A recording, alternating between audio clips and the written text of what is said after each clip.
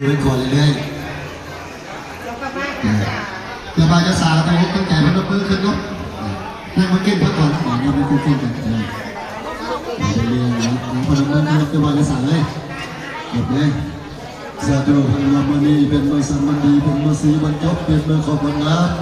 เป็นมือยามมันสอบเป็นประกอบมันใส่เป็นมือใดมือเล็กเป็นมือเกิดมุนผลใส่พร้อมอันประเสริฐจะเกิดเราพอเสริมเลือดเกิดดีมาหอดเกิดเป็นเลี้ยวน่าพอได้เป็นคนเที่ยวคนจริงคนมิ่งคนคำคนคุ้นคนกูว่าผัวเมีย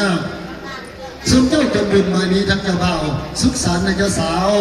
ติดความพรจึงได้เสื่อพ่อแม่เจ้าแก่เจ้าโคตรเจ้าเกิดลูกตาพระลูกแก้วดองสองสั้นเมื่อเป็นสักขีพยานการตำราต่อศีรษะเก่าคนขวัญเชื่อไม่สองให้เป็นขวานมีผู้ชมดีผลลัพธ์ไม่ร้อยพอคำไม่คุ้นพระกันวันเซนปีพระกันดีสังฆพยานแต่ความสุขความเจริญพระกันกว้างพระกันขวานหันนี้เป็นดีไอ้พ่อแม่เจ้าแก่แต่นายแก้วดองสองสั้นเพื่อพระอาศัยน้ำกันปลายจุดสุขสัวเสียวังส่วนตัวเจ้าจะมีแต่ความสุขความเจริญสืบสร้างไปหน้าพวกเก่าลื่นหลังซ้ำนี้จึงมอบเข้าซาฟันหับไว้ให้ถึ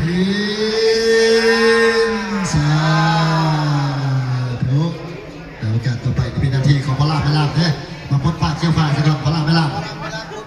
เชี่ยวฟ้าที่เขาข้ออะไรนะอันนี้ข้อเลย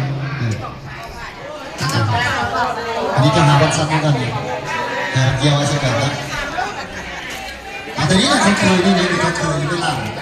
เคยนั่งสักกันแต่นั่นแหละความสัมพันธ์มาคารวะสุดมาขอบคุณขอบคุณจุกขึ้นฝ่ายคืนคือฝ่ายซ้ายด้วยกันหลายเนี่ย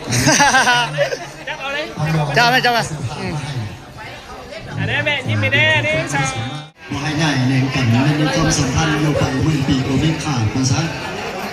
เป็นตัวนี้เป็นครอบครัวพอดีในมันคงทำเก่งอันบางคนเท่านี้บุมีไผ่เลยมันจะเกิดขึ้นมาได้อันชีด้วยเป็นเทพพอพังเรียนเทพมันพักกันซ่อกันหาเงินปีนี้มาได้ครั้งนี้เงินหนีเป็นสิ่งไหนอาจารย์เล่าดีท่านผู้ที่ควรต้องการมีครั้งนี้เงินมีกระเสียกันเสียงรถ